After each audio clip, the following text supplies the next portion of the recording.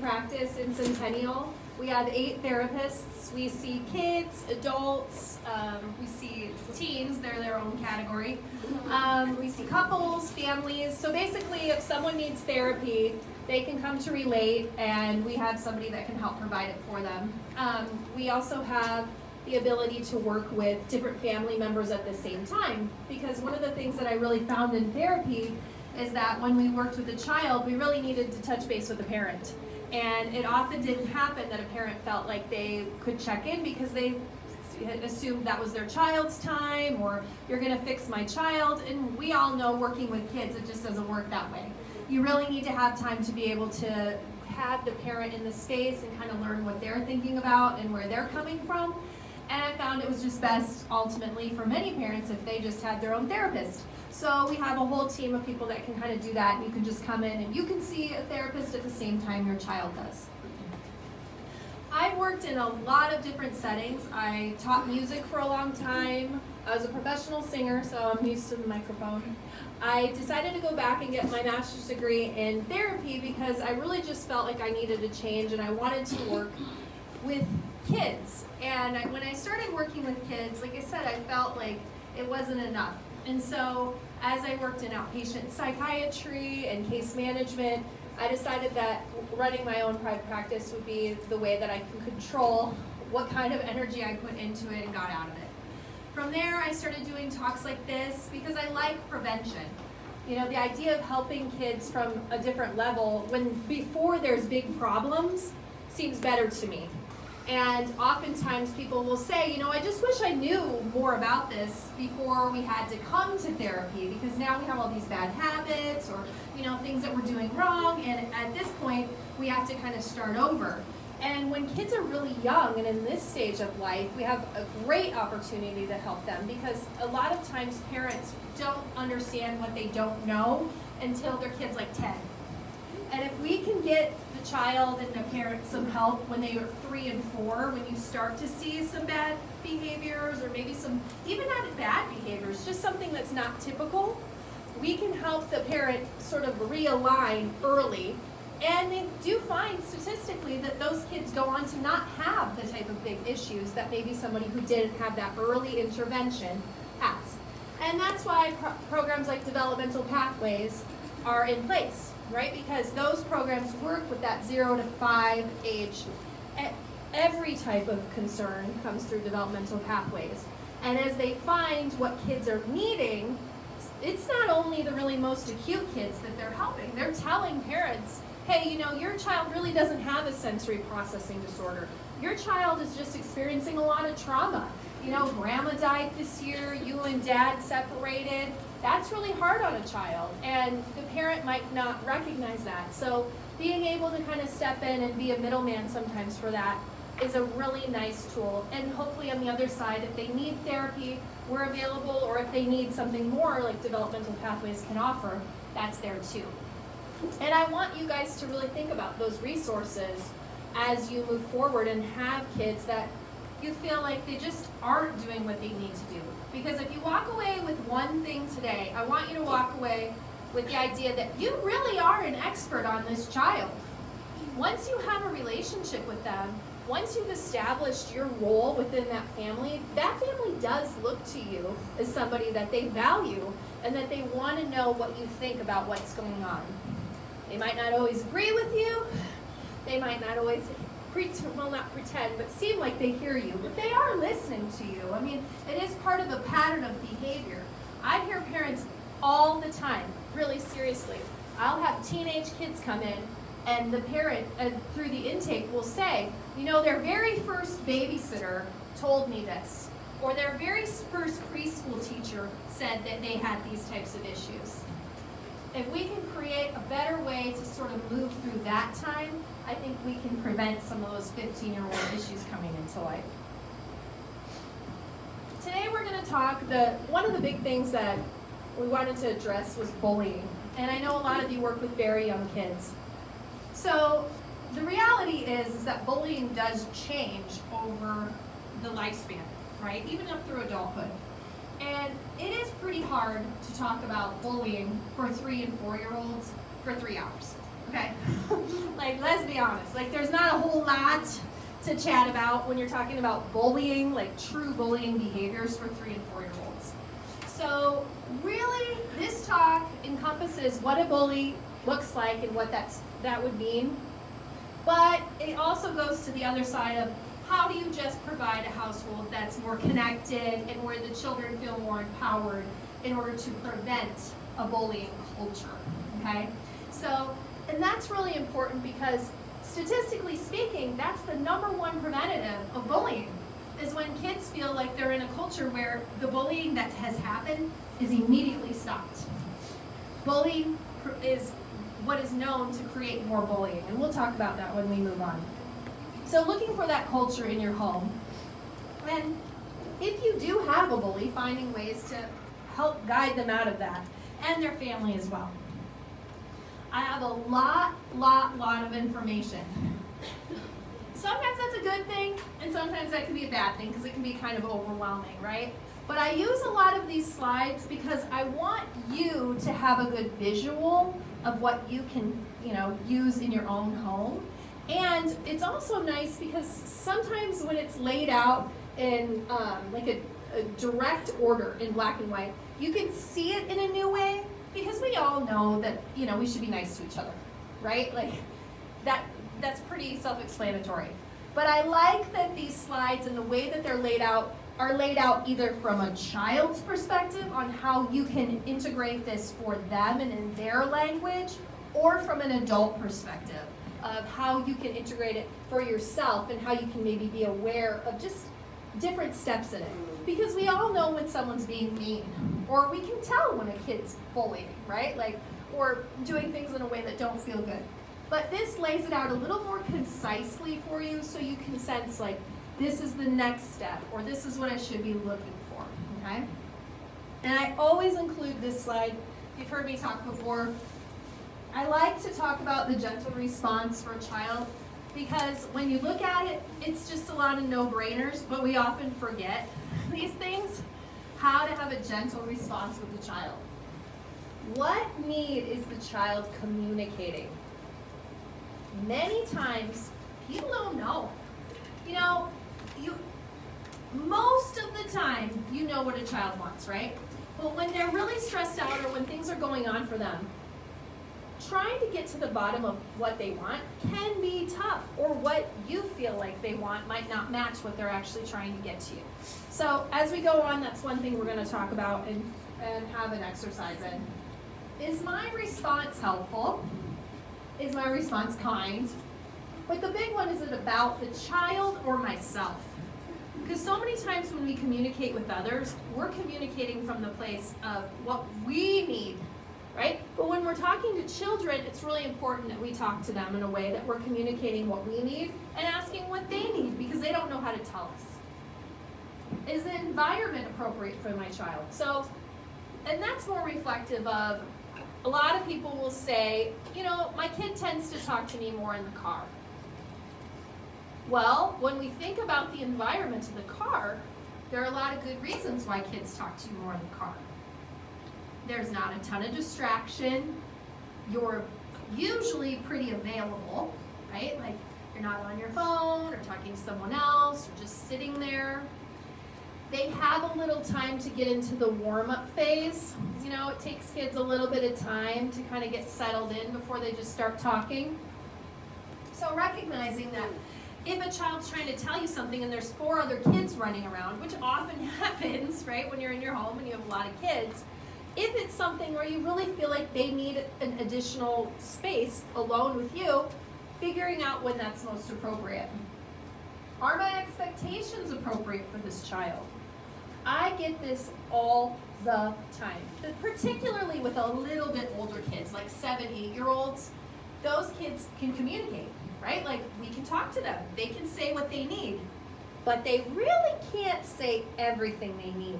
And so you start to feel this disconnect because as those kids get into those ages, we start to talk to them more like they're adults. And we forget their limitations, and we forget that they really don't know how to talk about themselves and feelings and that sort of stuff, but they can speak to you, right?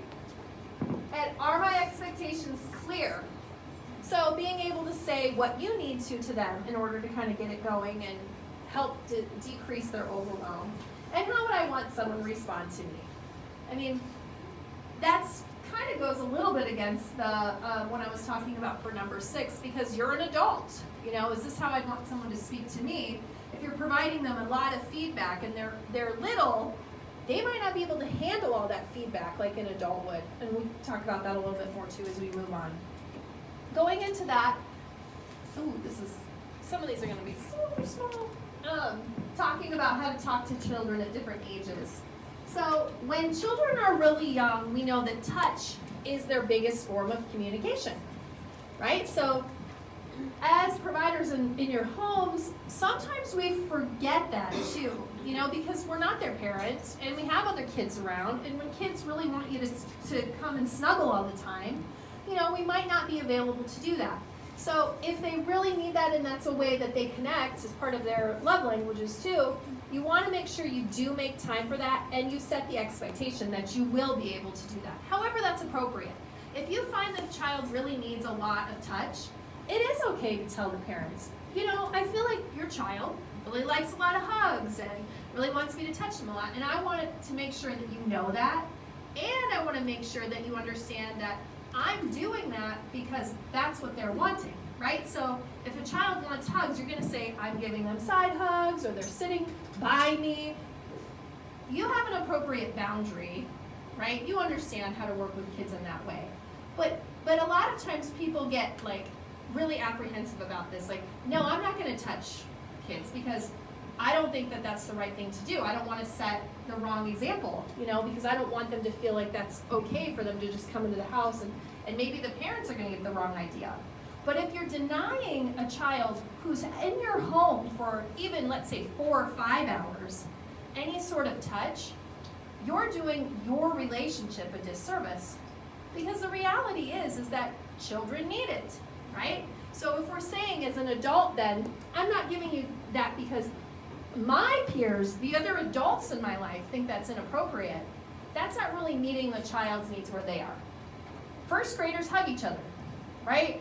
Kids run up to each other, they're always grabbing each other, they're always touching each other.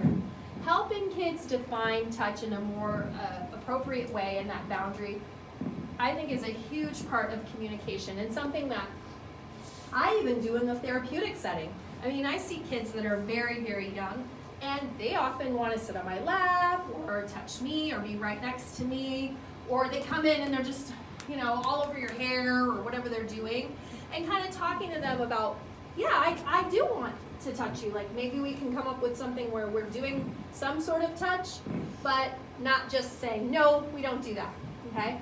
So that communication is really important. They have found, there was a huge study about words and what young children absorb in terms of words. This was like in the 90s now. It's been quite old research.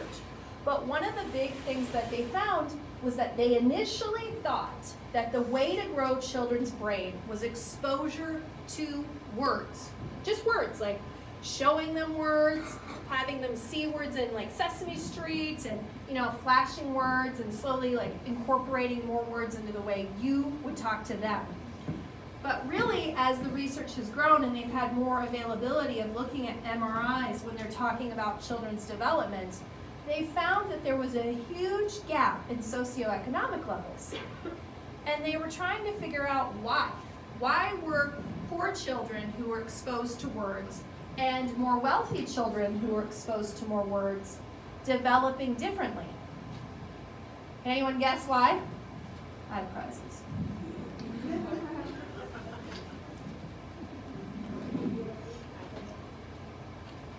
It's a hard question. Start with tough. Ooh, close, close, close. I forgot my wedding ring today. It's so weird. I keep thinking everyone's looking at my hand. I'm like, I'm married. I don't know. Isn't that funny? Because I was just getting ready so early. I don't usually get up this early. Getting closer. Oh, she's so close. It's not because they're getting more attention and they're more listened to, but it's opposite side. They are able to have a conversation more frequently with their parents. Their parents are more available typically with their time. And so as you get a higher socioeconomic level, it's very well known you just have a little more leisure time, right? People that are really struggling tend to have more jobs, they have more difficult work where their bodies are more tired, and so they tend to come home and they just don't connect with the people in their family as well. And people that have jobs where they have more money and they have more free time with their kids, they tend to have more conversations with their kids where they're giving their child and their spouses, but we're talking about kids. We'll talk about spouses a different day, right? But where they're giving their kids more actual attention and feedback to their words. So it's when that child talks to them, the parent talks back, and then the child has to formulate what they need to say in response, right?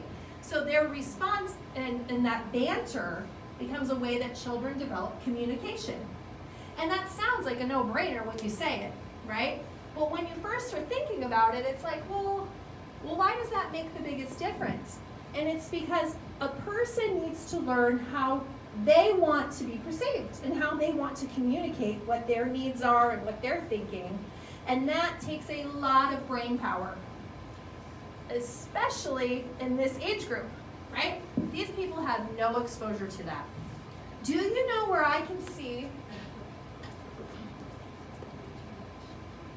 Yeah, they might have like little twisties on the bottom.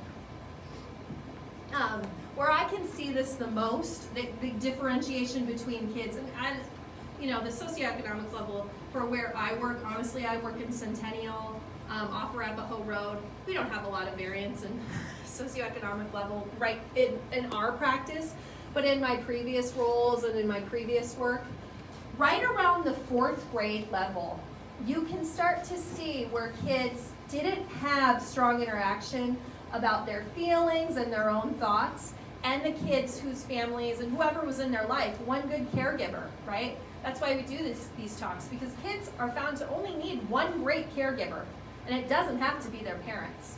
If they have one great caregiver, they are more readily available to be able to communicate with you about how they're thinking and what they're feeling. And that is a huge deterrent to bullying, right? See, I came back to it. Bullying is part of that. Because when you go to ask a kid, why did you do this? If they can't answer you, they're more likely to repeat the behavior.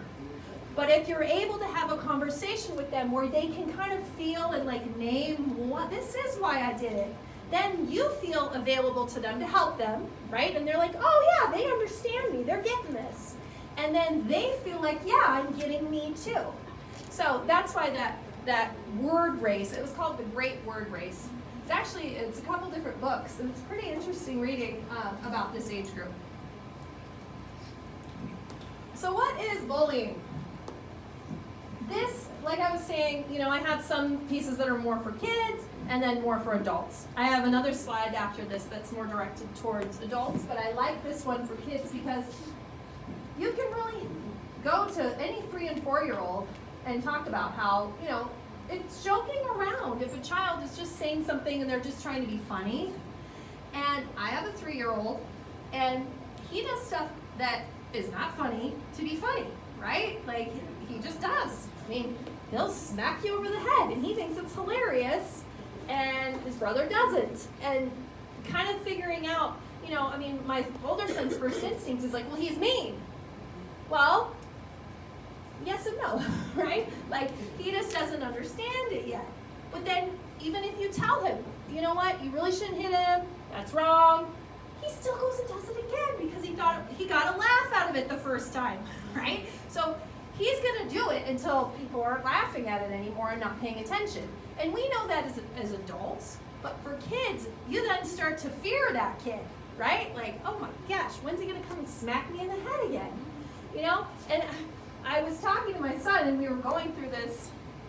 My kids like to hear my talks, and so as we were talking about it, he said, my older son said, there's a slide later where I asked questions, and he said he can't control when my brother hits me on the head, and he was just so indignant about it. But he, as a 6-year-old, doesn't recognize that his younger brother isn't necessarily doing it to bully him or to be cruel. He's performing a consistently bad behavior that he doesn't like because it gets him attention, right?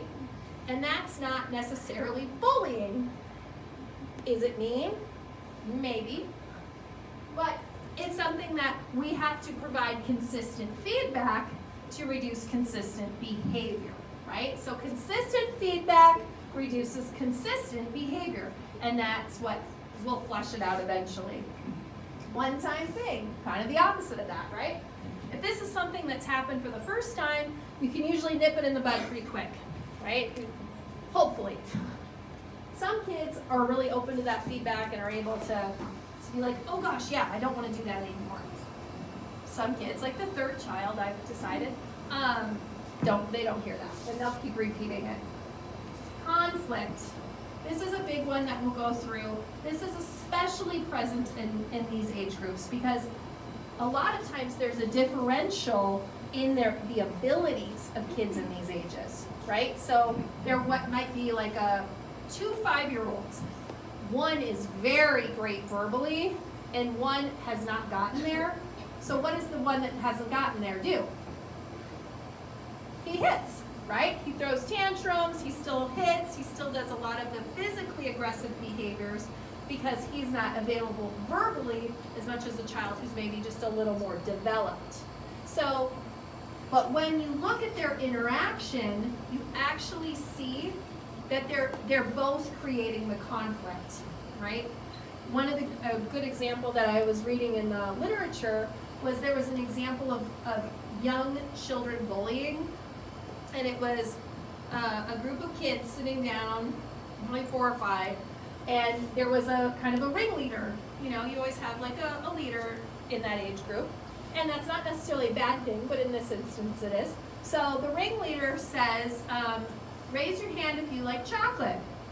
Everybody raises their hand, right? All these little kids raise their hand.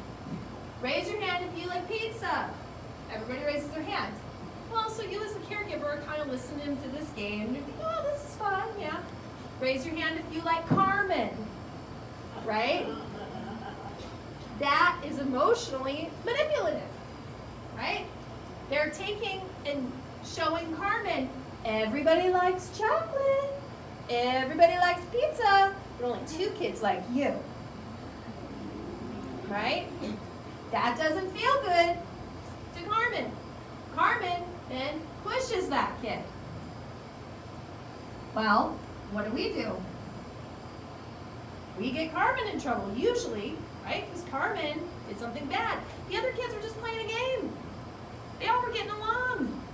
You were hearing a game. You were hearing something fun they're doing. They're all raising their hand. Why is Carmen all mad? So at some point, that development piece really does play out, and it starts to create an interaction in Carmen's mind where she's like, yeah, this is my behavior. I'm the one that gets in trouble. I'm the bad kid. Where the child that instigated it really led to the conflict, right? But we don't always take it out on that child initially. Repeated, unwanted, aggressive behavior towards someone is bullying. And it can be social, verbal, physical, and then it includes cyber. There's indirect and direct bullying, like I was just saying. You know, we have to notify kids when they're doing indirect bullying just as much as direct bullying. And we have to have them have accountability for their part, right? When you're talking through a situation, you have to have everyone talk about their part. If you only address the physical altercation piece, you're leaving out how you got here. And that is very important with most age of kids and actually adults. Because people don't just start out, for the most part, punching, hitting, kicking. There's usually something that's escalated and has led up to that. That doesn't make the outcome correct, the physical piece. It doesn't justify it, but it also is a way to show, you're moving into a territory where somebody's probably going to push or hit you if you have a bunch of 5-year-olds. And I think that sometimes we just discount that a little too much when we don't talk about everybody's part. That's one of the things that this goes over. Conflict, it's occasional, and I'll read some of this since it's kind of small. All the parties want to work it out. Everybody's friends, but they had something came up, or maybe there's a series of things, but they play together, then they don't play together, then they play together, then they don't play together. All parties will ultimately accept some sort of responsibility if you help them do it, like I was talking through. Rude. Some kids just say rude things, and some kids say them to be funny. Some kids really like to get a rise out of other kids, and that's just part of the way they do it, is that they're rude, And being rude isn't necessarily bullying. Distinguishing that for kids is helpful too. I think that was pretty rude. That doesn't carry quite the weight of, I think that was bullying. Now we're in a society where the word bullying is so negative. If you said bullying 30 years ago, people would just be like, oh, that's kids being kids. That happens. Oh, no, not now. When parents hear their kids have been targeted as bullies or they're being bullied, those parents are calling the school. Those parents are going to come into your home and say, why are you calling my kid a bully? They do not like that word. But if you say, that was pretty rude, probably not going to get the same negative feedback. Did you have a question? Yeah, I am. I am. 0, 3, I disagree. 2 is, there's little kids, you're right. But 3-year-olds, I think that you're able to, there's full verbal skills by 3. But I do think it's okay. You know what? That doesn't feel right. That's rude. I don't necessarily think that it's something you're going to say about, that's why there's so many different levels of this, right? But you're probably not going to name a 2-year-old as a bully because there's probably not an intention of their negative behavior. And that's kind of the distinction of bullying. But you do have to have a way to start to distinguish that that's an unwelcome event that you're creating. So that's not nice way to say it. Not hurt their feelings. But using the word for a child. Right, but you're creating, so what your name is exactly what I'm naming, is that feelings identification and identifying words is part of the work you're doing. And that was that whole piece that I was talking about in the Great Word Race. Having that direct communication around a 2 to 3-year-old, I don't think a 1-year-old. But I think that opening up the verbiage to kids to distinguish different words is what we're trying to incorporate. And being able to explain it like you just did, and then potentially, depending on the action, utilizing that word as part of the description is as simple as, starting to create a feeling around the word red. You're able to distinguish that for them. So then eventually you could just use the word rude as opposed to them thinking bully. If you create these distinctions in your home, then they're going to recognize that as for what it is, really. But I agree with you. You can't just walk in and start saying rude without any sort of explanation, and that's why there's kind of this hierarchy of ways of looking at it. Mean, once or twice, it's intentional. People do mean things on purpose. Kids are mean to each other sometimes. I can't hear. If I hear somebody talking, but I don't know if they're talking to me. I'm sorry, this thing's kind of loud. So we're adults. Yes. And the other thing that we forget is that young kids might see, we'll just blame older brother and sister. We're not going to blame their parents, but right, they It's not a might. That's where they get it. They see their parents, see how their parents treat others, and that's how they treat. yes, I agree with you, but what I think is one distinction that I think we forget is that kids see it in a certain context. And not to say it's ever completely justified to be mean, right? But kids will see siblings or parents or just adults, you're right, being just mean. And some kids then translate that to, when my feelings are hurt, I should act this way, as opposed to, really recognizing the context of I guess my point is that, so, I'm gonna use my own example. I went to H&M. Anyone been in H&M? You know what H&M is? It's a clothing store, has a lot of really trendy clothes, but it's like a little lower priced. And I went to get something, blah, blah, blah, all this stuff happened. My daughter's with me. This was several years ago now. Several years. She was probably like 5. Well, the guy wouldn't do something with this gift card. Oh, he wouldn't let me spend it. That's what it was. There was something about the gift card, he wouldn't let me use it. Well, so I went from being like, yeah, to like, what do you mean? I can't use my gift card. Like, I've stood in this, H&M has a giant line, by the way. It's not like this little, like, it's a huge store. I was like, I'm using my gift card. Well, I certainly wasn't happy, right? And I was making it well known. I was using the gift card. Well, what do you think's happening? His other people are hearing this. My daughter's like, oh my gosh, we were just having a fun time at H&M. Now mom's pretty mad at somebody. The manager comes over. I then have to explain again, and I'm not getting kinder, right? I'm like, this is ridiculous. This is a $50 gift card, and you're telling me I can't use it? Like, what's the point of me even getting a gift card, right? So what do you think my daughter thinks I am? She thinks I'm being mean. She thinks I'm being mean.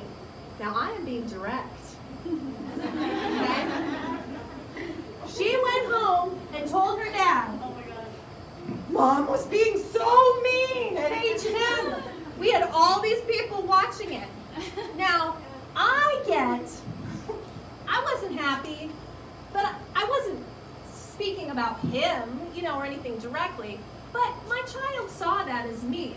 Now, I think you're completely right. There are adults that are mean, and there are situations that are very cruel. But I do think contextually, my daughter thinks then seeing that interaction, when someone gets mad about something, they can get mean, right? Her impression of me was that I went up, she felt that, she felt I was definitely angry, she felt I changed the way I spoke to these people, she felt that people paid attention to me then. She knew something was up. And to this day, she will tell you that I got mad and I was mean in H&M. Because that's her narrative now, right? And I think that is the way kids kind of see things, right? When a person, an adult, changes the way they're behaving, they can get mean. So just like the word rude, working to clarify what mean really means can be helpful for young children too. So, bullying. Bullying is targeted behavior. Consistent, repetitive. The child recognizes the consequence for the other kid. This is going to be hurtful. They're not liking this. They feel bad when you do this. Yet they consistently continue to behave that way. That's bullying. In any market, right? Whether it's through, like I was saying with Carmen, or the physical aggression, there's a lot of targeted bullying in that way. Is this all making sense? I have a question. Yeah.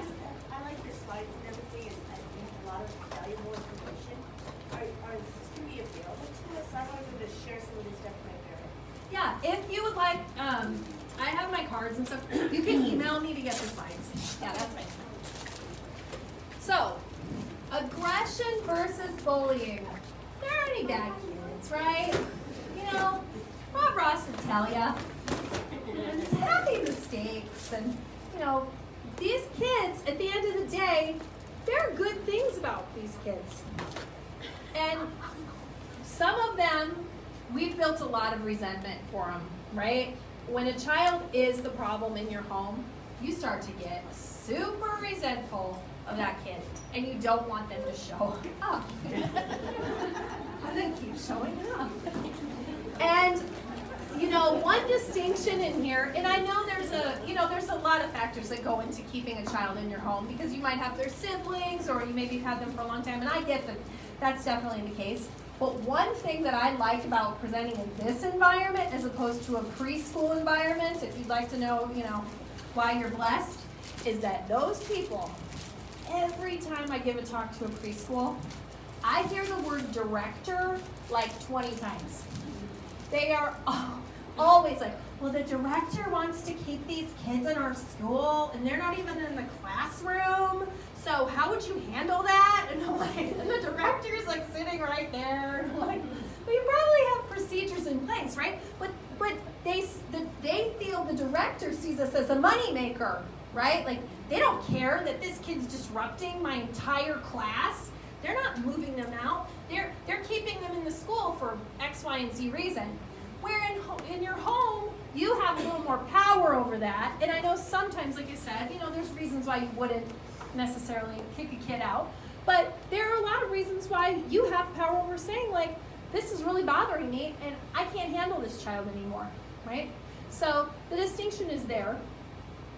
So this is another slide that I like to include when I talk because people often ask me, well, what's the difference between what a typical child does and what a child who maybe creates more issues, which I just name as atypical.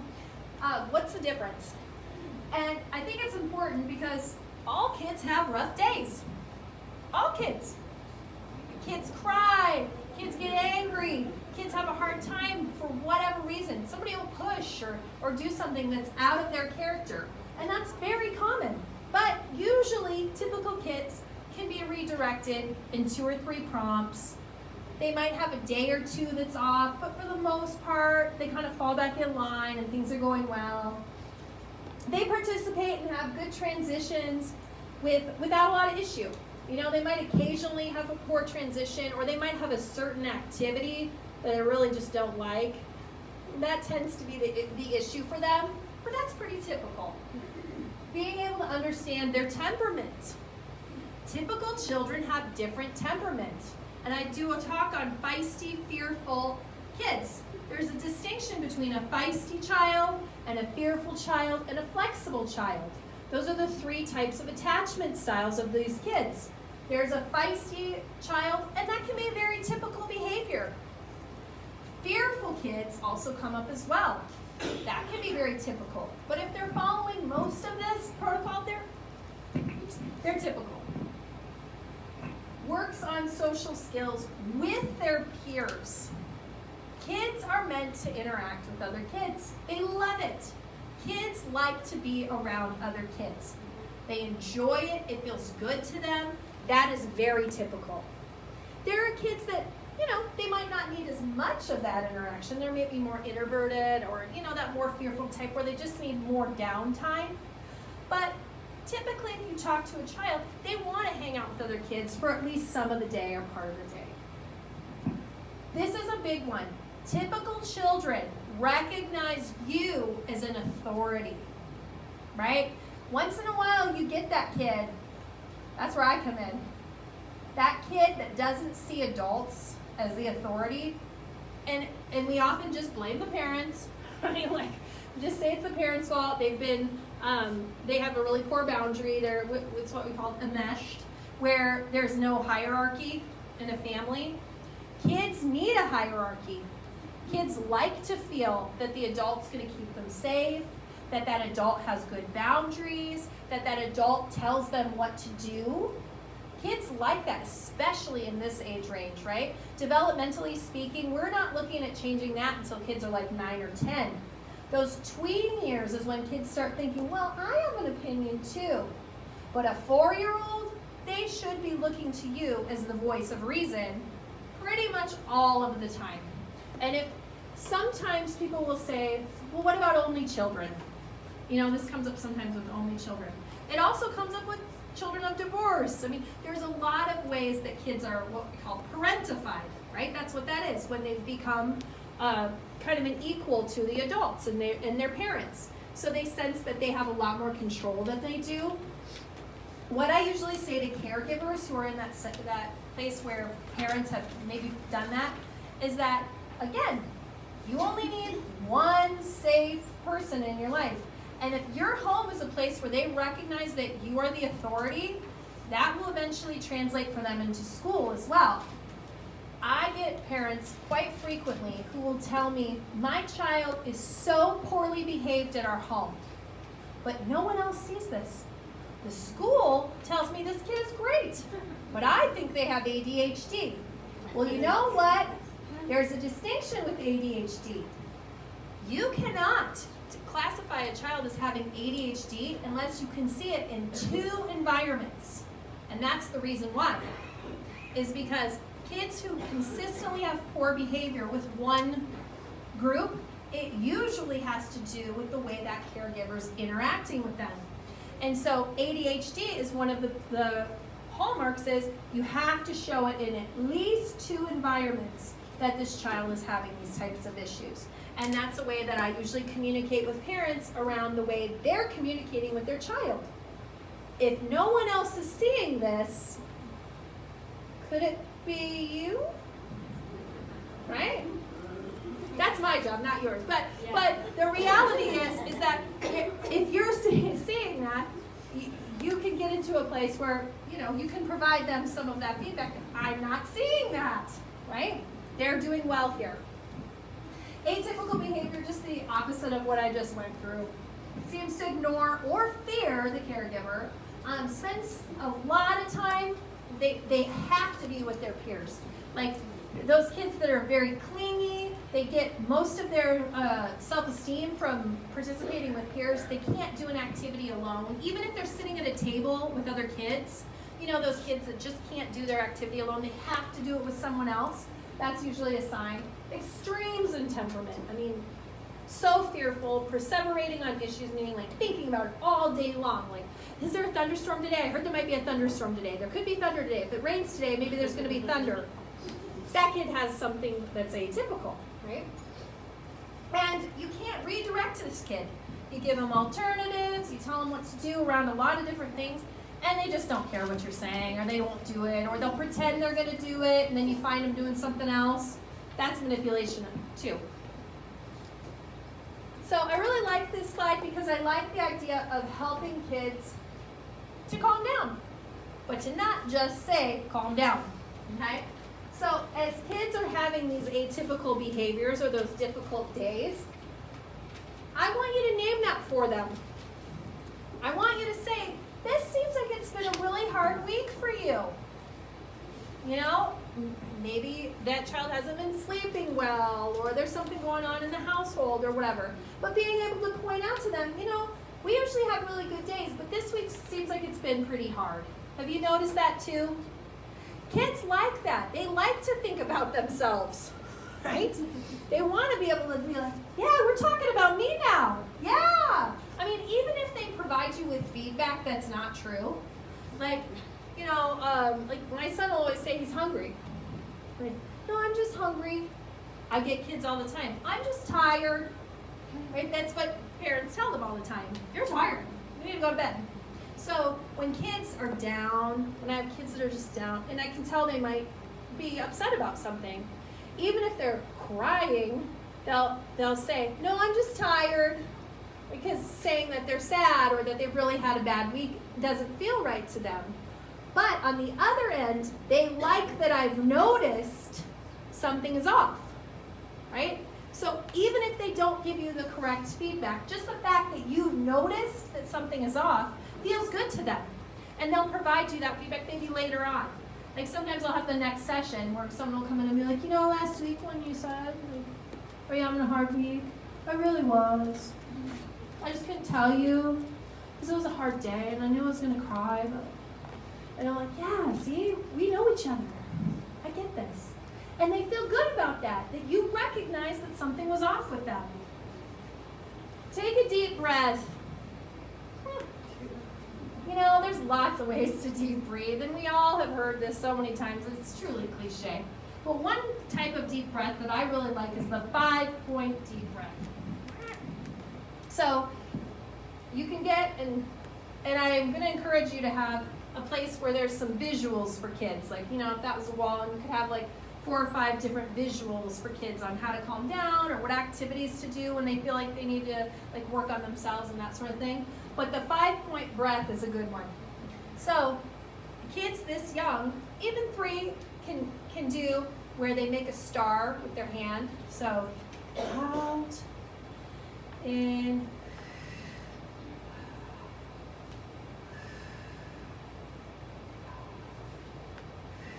So they're breathing all the way through the star, out and in. And it takes a little time, and they're kind of grounding themselves, and they're using part of their body, and there's something you can make sure they're doing as opposed to just deep breathing, like, oh, you need to take a couple deep breaths. You actually can physically see if they're concentrating on this action and doing the star and thinking about the star. And so, little kids aren't going to be able to do like a full-on star, right? But if they're trying, that's part of them using their own body to calm down. And that's a nice way to start introducing body work with breathing. Because when I see emotional deregulation, I check in with how that child is regulating through their body first.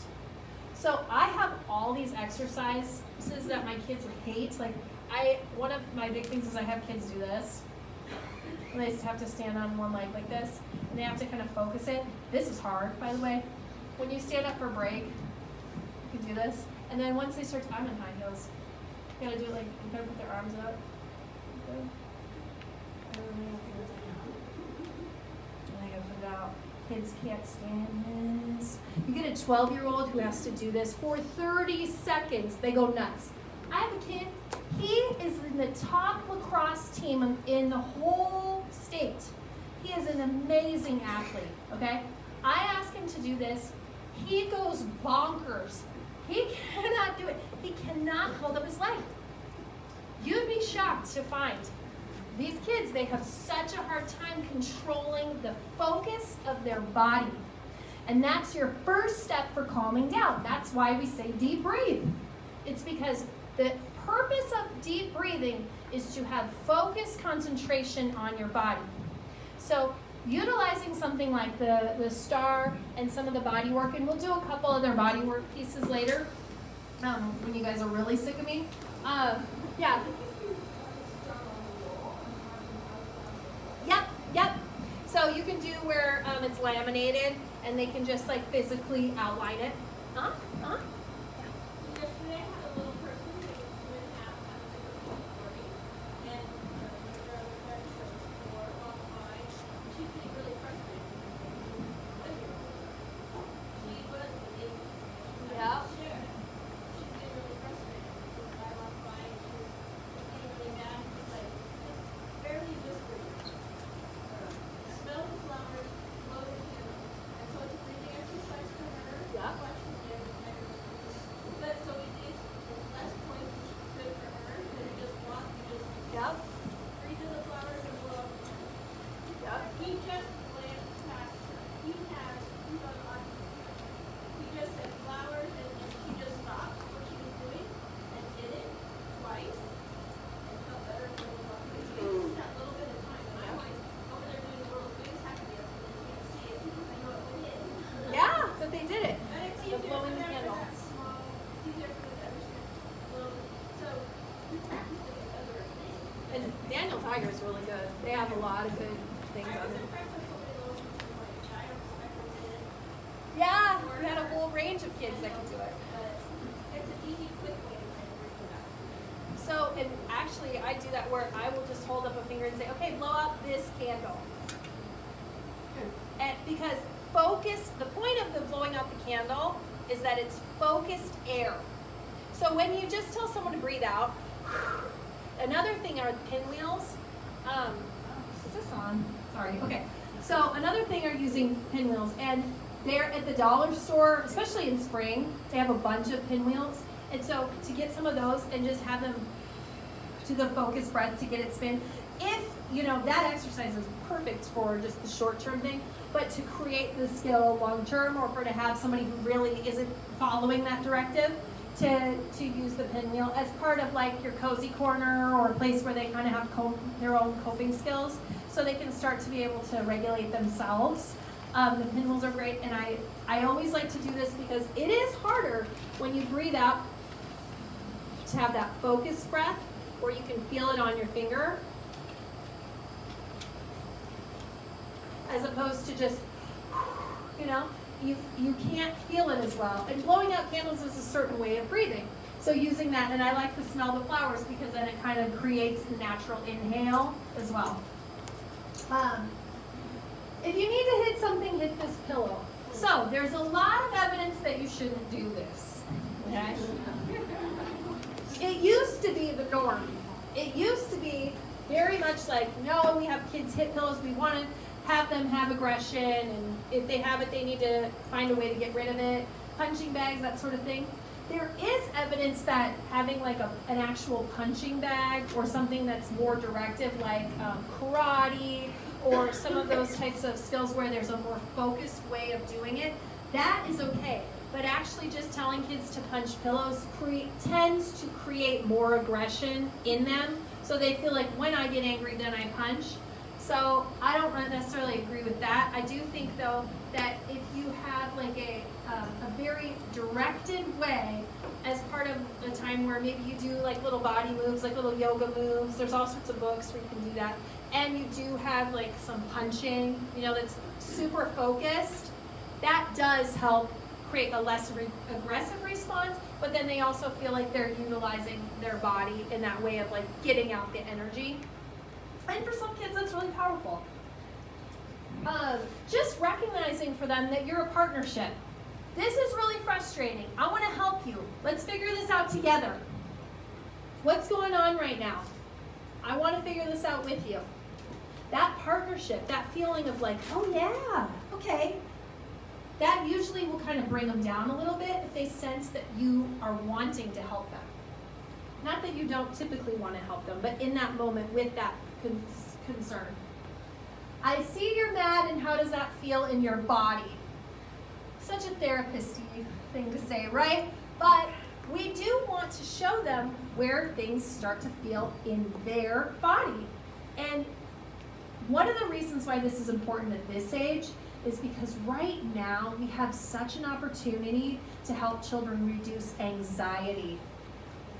How much do you think the word anxiety has increased in our collective vocabulary in the past 10 years?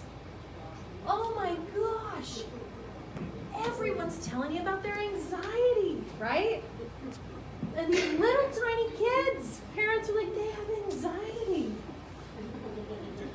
Do you know what research tells us about anxiety?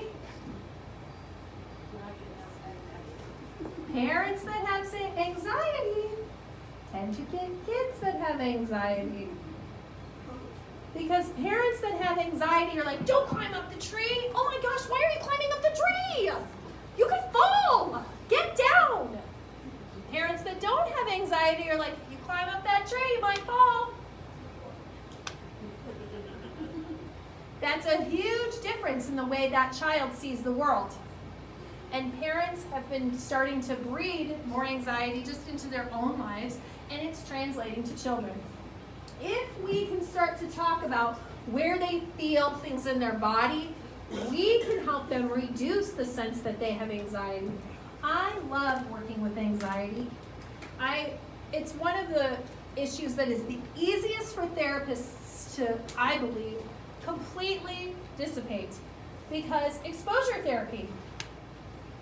I had a child who had all this anxiety about a number of things. She wouldn't ride the elevator up to my office. Well, guess what we did for like 3 weeks? We just rode the elevator. It was the easiest sessions I ever had, right?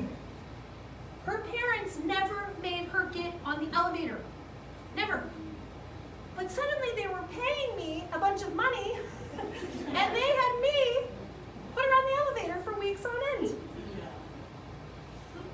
That maybe could have been something they worked through. Now, it's not always that easy, right? But it's exposure. One second. Exposure to it and seeing how you can create feedback in that child that you are safe. This is okay. You're going to figure this out. I'm here to help you. Those are the things I'm saying to this girl in the elevator. You're okay. We're going to figure this out. I can see you're starting to get stressed, but I'm here with you. That kind of feedback. Whew. She took her a little bit of time, but she was eventually able to get rid of it. Yes? So, I'm having trouble identifying what this looks like. So you say, that's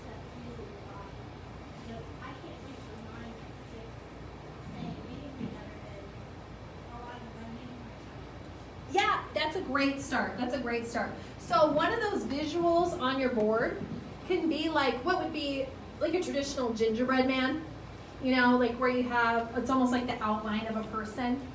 And one of the activities that therapists regularly do is have like the outline of a person, and then you have like 4 or 5 colors, the colors of the emotions that are, now that the movie Inside Out has been out, the research around the reason why they use those characters in Inside Out is because they've identified that those are the 6 main emotions, right? So if you can talk through those 6 main emotions of the characters in Inside Out, because most of you seen Inside Out, do you know what I'm talking about? So Inside Out is a children's movie that used inside of a girl's body to have characters for different emotions. And that movie was based on a lot of research about emotions.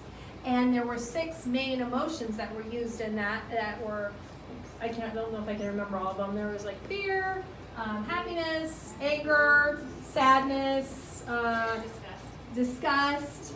Was there 5 or 6? Okay, so yes, 5. And so those, what was that? I said happiness, but yeah, Joy was her name. So anyway, that movie really talked about how these emotions were the key components that make up our emotional state, because anger, shame, you know, they kind of can be related. Yeah.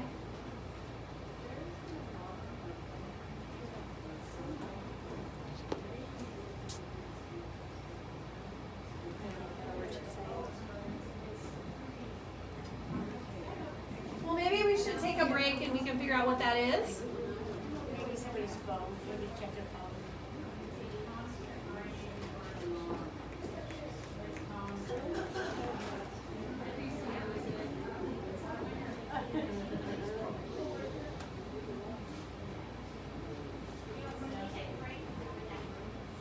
Do you want to just take a break now and see?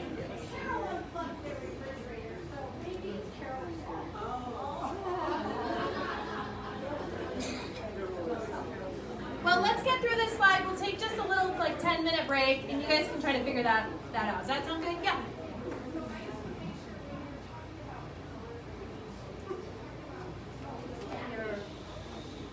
So, okay, oh yes, so I want to just get through this exercise. The colors piece, is that what you're talking about?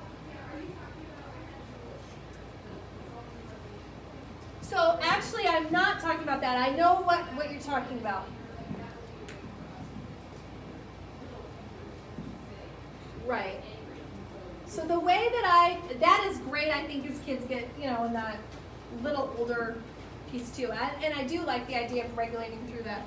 But when I was talking about using colors, I was saying that if you draw like a gingerbread man, and then young children, you would probably just do 3. Like you do happy, sad, well, maybe you do angry and scared, right? Like, because they can, even 3-year-olds can probably distinguish those 4 things. And then you might so what I do is I let them pick what color represents that to them.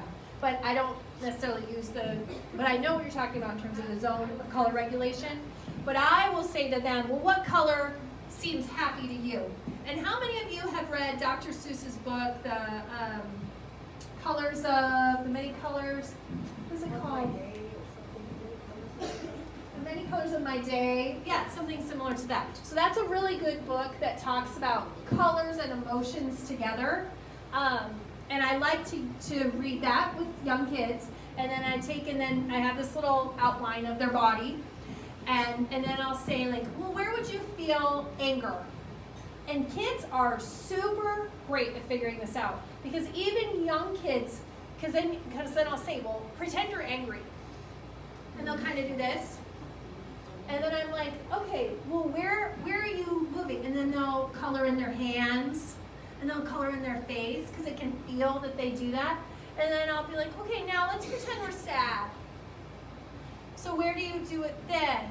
And they're usually good about kind of representing the outer parts of their body. But then as I talk through it, I'll say, like, well, your eyes usually cry, you know, when you're sad or when they're scared. I'll be like, do you feel anything in your tummy? Like, do you feel any butterflies? So I'll sort of name a couple things. And then you can either use their representation of what they pick, Or you can, oh no, what's happening? Oh, we found the alarm! Woohoo! She's like, there's an incessant buzzing at the stop. Everyone else is like, what? Okay, nice.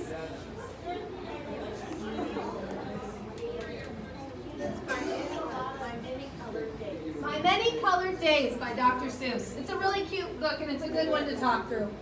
An easy read for kids too.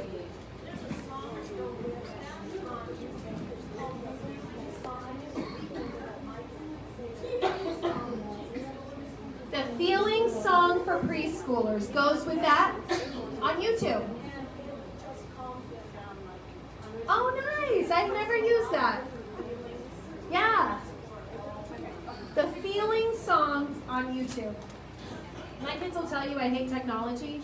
So, like, I wouldn't even put, like I told her, I was like, I'm not putting any videos, any sounds into technology, so I don't utilize YouTube as well as I should. But there are so many great resources on YouTube and Pinterest. Pinterest has, I mean, they have all of this stuff. You can easily print out these things. It's very easy to find all sorts of great handouts and resources, even for little kids. But the Feeling Song or Pinterest or they have a lot, like you can type, like let's say that you decide you wanted to do an exercise on, like you've had a bunch of kids that are kind of mad and angry lately. You can just type in anger toddlers in Pinterest and you will find so many activities. It's crazy. And at the very least for you to just have that as a resource for yourself, even if you don't print it out. But I also talk to my therapist about utilizing that for sessions because if you have a certain type of activity that you want to do in session, it's nice to sometimes have a visual, you know, and to have something kind of outline it for you. And there's just so many great ideas on there. And YouTube, she was naming the Feeling Song. Like I said, I haven't really used that as well as I should, but I do know that there are a lot of good resources on there too. Feelings identification is one of the first things that people are going to do in therapy. So if you're going to save yourself $1 or $2 on therapy, start to help your kids identify how they're feeling and where they feel it within themselves. It helps prevent those symptoms like psychosomatic symptoms, meaning like the headaches, the backaches, the stomach aches, even like urinary issues and some of that sort of stuff can be resolved if we can help kids identify that they're feeling, you know, it seems like you just got in a fight with Tommy. And after you guys got in a fight, I saw that you went and sat in the corner, and then you started laying down, and you said your tummy hurt. Do you think that maybe your tummy started hurting after you fought with Tommy? Because I don't remember you having a tummy ache before. You know, starting to name those somatic symptoms as well as having them point out directly what's going on in their body. Want to squeeze my hand. This is one of those touch pieces where you're giving the child a safe boundary and a way to show you something through their touch. And, you know, little kids really can't hurt your hand. I wouldn't do this with a 9-year-old. But, you know, a 3 or 4-year-old, you know, do you want to show me? It's a scaling question. 3-year-olds can't say, on a scale from 1 to 10, how bad is your pain? Right? They're going to be like, 10! It's a 10! Right? But if you have them squeeze your hand, you know, you can kind of say like, well, I think that it seems like you're saying it hurts this much. Right? You know, and you can kind of give them feedback through touch too. How about a big hug? Again, back to the touch. Let's focus on fixing it together.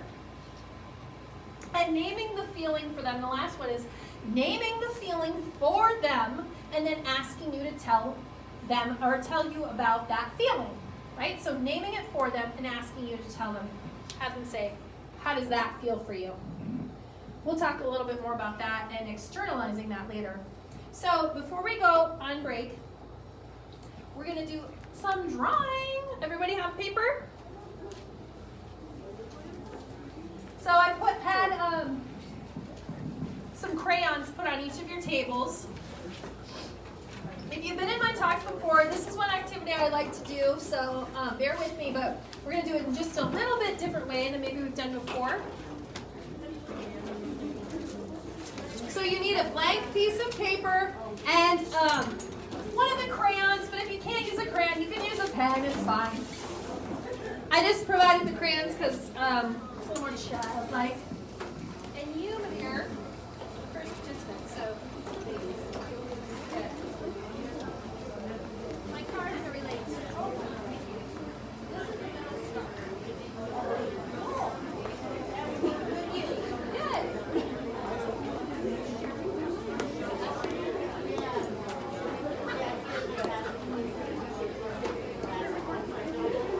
I said I was good. All right.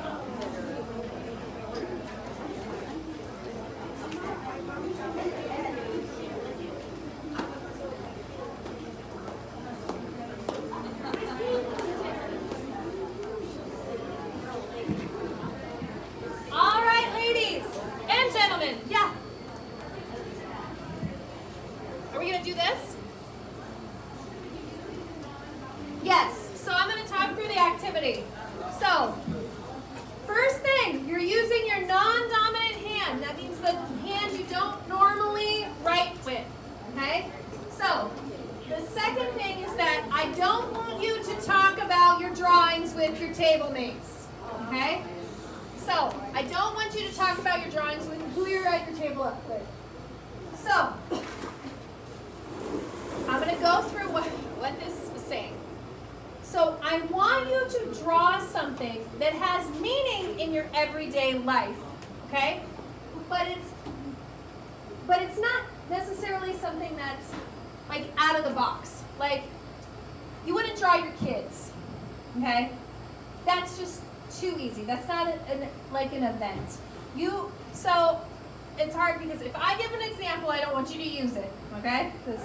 Because we're going to go through. So I'm only going to give one example so you can find something for yourself. But let's say that I have, we're in a church, so I keep thinking Bible study. So let's say I have a Bible study that I really love, and it's part of my life, and it's really important to me to go to my Bible study. That's something that's ordinary in my life. It's an everyday event. I go there quite consistently, that sort of thing.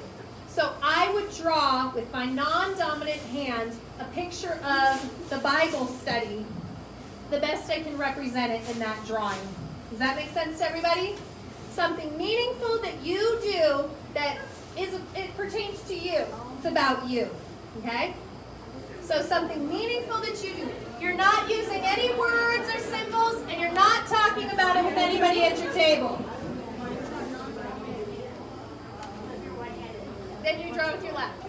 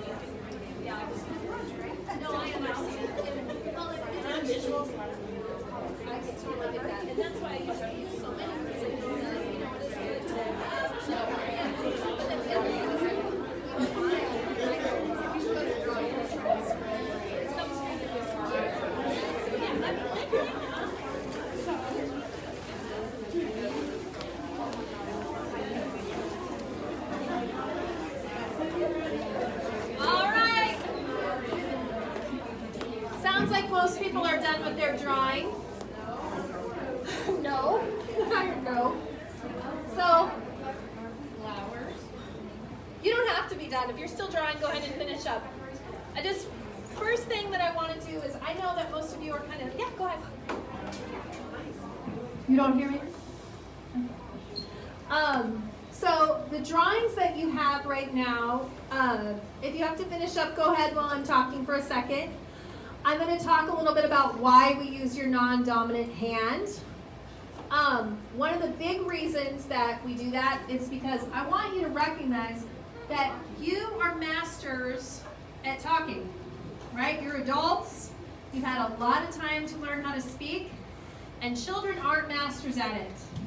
And when they feel like they need to explain something to you, it creates an anxiety. You see it quite frequently with kids. Tell me what happened. Their initial reaction is like, that's hard. I can't tell you, I have to talk.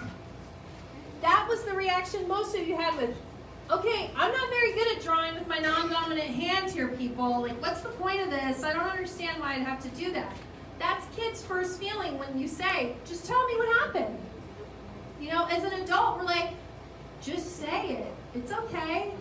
But kids are like, oh, they forget things. They might come back to you 20 minutes later and be like, I didn't tell you everything that happened, or I didn't say it right, or whatever.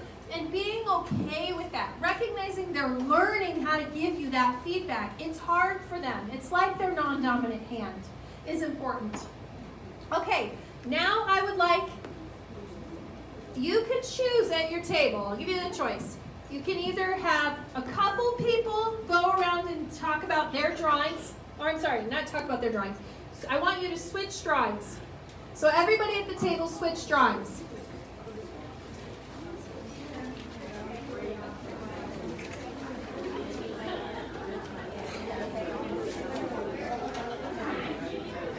Okay, don't talk about your drawing. Don't talk about your drawing. I want a couple people at the table, or you just pair up and kind of talk through with the people around you. I want you to tell that person what you think they drew. What do you think that person drew?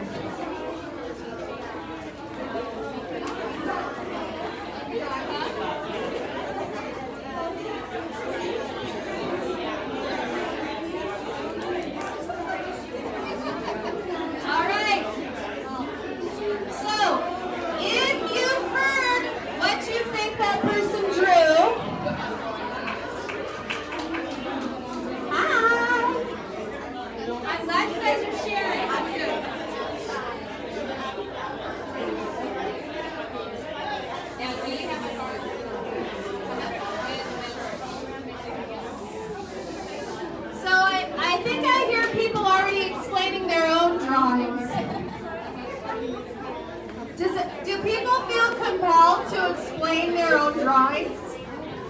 I'm thinking that they do. Yeah. Like you immediately want to explain your drawing? Yeah. Okay, 1 second. We're almost going to take a break. So, if you got feedback about your drawing from someone else, were they correct? Yeah. Mm-hmm. Several of them were correct. When you got feedback, so somebody in here got feedback, I assume, that was not correct, right? Like maybe someone didn't understand. When you got that feedback, what was the next thing that happened? Did you explain your drawing? Then follow directions, ladies. So when somebody gets it wrong, your first instinct is to explain it, right? No, that's not what it is. That's me in Starbucks. I have to have my pink drink. I've got to get my Starbucks. It's every Tuesday. I do it, and it feels so much better for my routine. Like your first instinct is like you want to explain this drawing, right? So then, when you see that drawing, you want to help that person because you want to say the correct answer, right? Like, let me take a drawing here. Can I see? Anybody's drawing. Thanks. All right. So I have a drawing. drawing here. So my first instinct is to explain this drawing, right? I want to say what I think this is, okay? So there's somebody on a boat, and it looks like they're water skiing, and it's a nice day outside, and I'm explaining this because I'm trying to connect to that person, right? I'm trying to help them understand that I understand them, okay? Most of the time as adults, when we draw these drawings, we can provide a certain level of detail. She had said over here, she said, how much detail do you want in this drawing? And I thought that was a really insightful question, because here's the thing. I can tell what she's doing in this drawing, but I don't quite know how it feels to her. And I don't really know who's doing it. I don't know if she's out there with her dad. I don't know if she's out there with, her friends. I don't know if she does this every week or, just special occasions. So our first instinct to connect around this drawing is like, oh yeah, that's someone water skiing. Yeah, I gotcha.